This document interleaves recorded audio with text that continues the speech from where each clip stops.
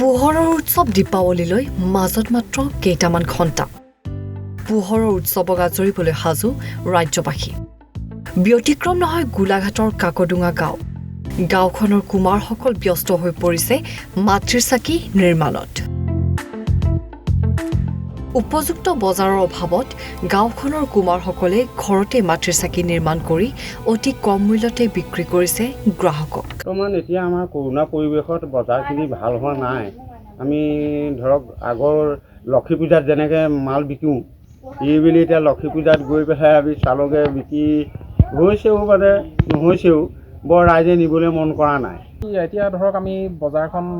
জোখখিনি উলিয়াই নিব নোৱাৰা হৈছোঁ এক নম্বৰ কথা মঠ মন্দিৰ চব বন্ধ হৈ গুচি গৈছে সেইটো কাৰণে অকণমান মানে ভয় এটা লাগি আছে আৰু পূৰ্বৰ দৰে বৰ্তমানৰ এতিয়া কোনো আশাই কৰিব নোৱাৰি কাৰণ পূৰ্বত এতিয়া এইবিলাক চাকি এনেকৈ আমাৰ ইয়াত পৰি নাথাকে অলৰেডি গৈ